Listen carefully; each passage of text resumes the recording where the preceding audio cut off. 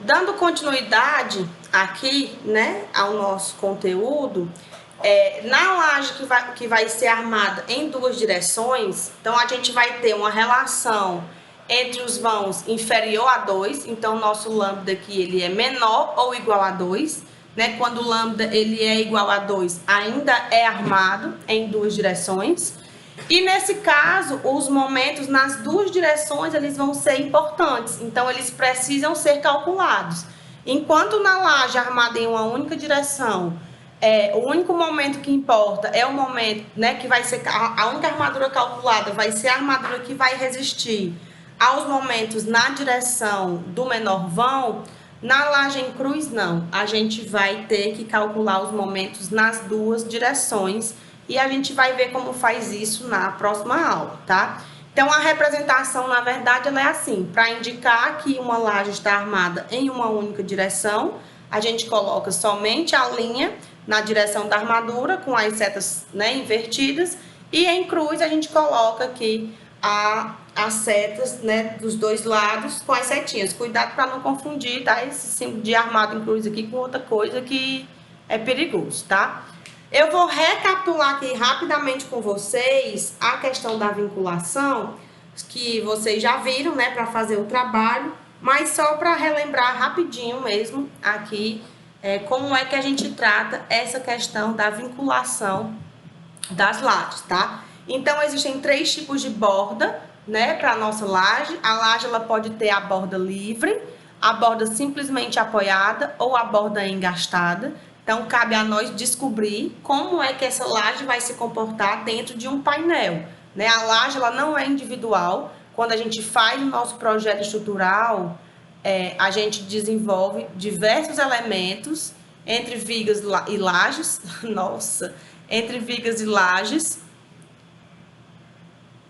e esses elementos eles formam o que a gente chama de painel de lajes, né? Então aqui eu tenho as minhas viguinhas,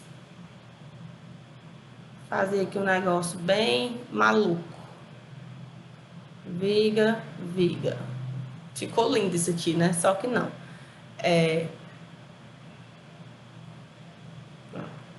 na verdade é assim.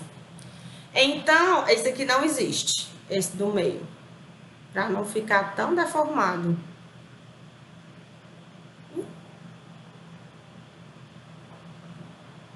Pronto. Então, quando a gente vai analisar, né, aqui eu teria a minha laje 1, laje 2, 3, 4 e 5. Então, quando eu vou dimensionar, quando eu vou calcular a armadura de cada laje dessa individualmente, eu tenho que pegar ela sozinha, né? Então, eu vou vir aqui e vou isolar a minha laje, sei lá, a L3. E aí, quando eu vou calcular a minha L3, eu tenho que ver como é que ela estava se comportando com as suas lajes vizinhas, porque aqui no meu painel, ela faz fronteira tanto com a L1, tanto com a L4, tanto com a L5. Então, eu preciso analisar as fronteiras da minha laje antes de trazer ela aqui para fora, para calcular aí como é que ela é feita. Então, eu tenho aqui uma borda apoiada, outra borda apoiada. Essa borda aqui seria um engaste, né? E aqui eu vou ter provavelmente uma borda apoiada também, e aí eu teria que saber as dimensões. Então, antes de trazer a minha L3 para fora do painel e fazer todo o meu cálculo, eu tenho que saber qual é a característica, né? Quais são as condições de contorno ou quais são as condições de fronteira que essa laje aí tá exercendo tá sofrendo dentro do seu painel, tá? Então, a simplesmente apoiada é quando ela simplesmente é suportada por vigas, né? Então, a gente vai desconsiderar a capacidade de engastamento da viga de borda, tá? A viga, ela não vai ter rigidez à torção, né? Ela tem baixa rigidez à torção, não consegue travar a laje. Engastada quando existe essa continuidade em lajes vizinhas. Então, lajes vizinhas sempre, provavelmente, normalmente elas costumam se engastar, né? E também acontece no caso de lajes em balanço. E a borda é livre quando ela é a frozen e não tem vínculo com ninguém, né? Então ela fica aí, let it go, e vai embora. Aí aquelas considerações sobre as peculiaridades da vinculação. né? Sempre que a gente tiver lajes rebaixadas, né? Sempre que a gente estiver trabalhando com lajes rebaixadas, elas vão estar simplesmente apoiadas sobre as outras e vão servir de apoio também, né, para as outras lajes vizinhas, né, as lajes adjacentes. Então, tanto ela está apoiada como serve de apoio, né, como as lajes adjacentes vão também simplesmente se apoiar sobre a viga, exceto quando está em balanço, né? Em balanço não tem como, né, ser apoiada, então ela precisa se engastar. Aqui é somente o detalhe da armadura, né, para conseguir fazer essa condição de engaste. Então, aqui é a nossa armadura, que garante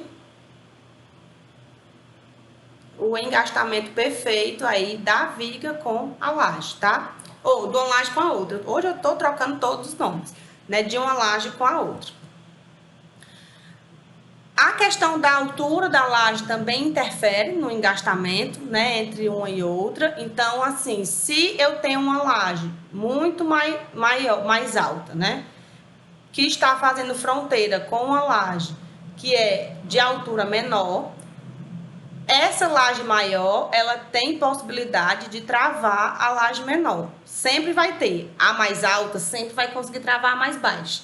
Mas a mais baixa só vai conseguir travar a mais alta se a diferença entre elas for menor ou igual a 2 centímetros. Passou disso, a maior não consegue ser travada, né? A menorzinha não consegue mais travar a mais alta, então ela vai estar simplesmente apoiada sobre essa outra laje. Então, lajes com maiores alturas engastam lajes com menores alturas. E lajes com menores alturas só engastam lajes mais altas se essa diferença for de até 2 centímetros, né? Que aqui é o caso desse exemplo. A minha altura 1 aqui sendo muito maior que a altura 2, a laje 2 vai estar engastada na laje 1, né? Mas a laje 1 não vai estar engastada na laje 2. Então, aqui eu teria a laje 2 engastada, apoiada, apoiada, apoiada, porque nós temos vigas.